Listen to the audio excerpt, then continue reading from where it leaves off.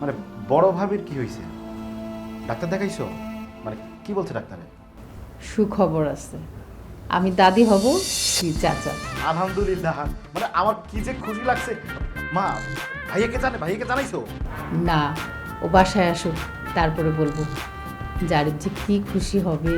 ভাবি, আমি সারা এলাকায় মিষ্টি খাবো। মা, আমি যাচ্ছি, আমি একটু মিষ্টি নিয়ে আসি। যা, তাড়াতাড়ি মিষ্টি নিয়ে আয়। শোন, বেশি করে মিষ্টি নিয়ে আসবি। পাড়ার যত পরিচিত আছে সবাইকে মিষ্টি দিবি। আর আমাদের ফ্ল্যাটের যেন কেউ বাদ না থাকে, ঠিক আছে?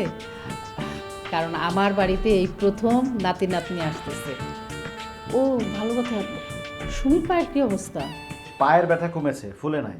আর এক্সরে দেখে ডাক্তার বলছে যে তেমন কোনো সমস্যা না, শুধু একটু মাসেল পুল করছে, ঠিক হয়ে যাবে।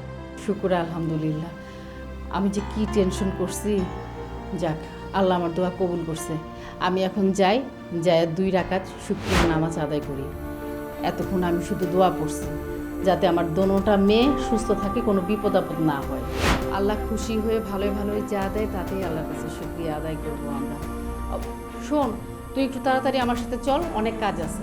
আর শোন, আমি অনেক বড় একটা লিস্ট লিখে দিব, ওই লিস্ট অনুযায়ী সব কিছু নিয়ে আসবি। আর দেশি কয়েকটা মুরগি আনবি, বাচ্চা মুরগি, শিং মাছ, মাগুর মাছ, এগুলোও আনবি। বৌমার এখন এগুলো খেতে হবে, বেশি বেশি করে খেতে হবে, না বললে কোনো কথা শুনবো না। বৌমা, এই দুটো তুমি খাও, একটু পরে খাও, অসুবিধা নাই। টাকায় থাকলে কোনো কাজ হবে না, যেমনি বলবো যা বলবো সব শুনতে হবে। মায়ের একটা কথা কিন্তু অমান্য করা যাবে না। আর ভাবে তোমার যদি কোনো কিছু দরকার হয় খাইতে ইচ্ছে করে আমাকে বলবো, আমি এনে দেবো।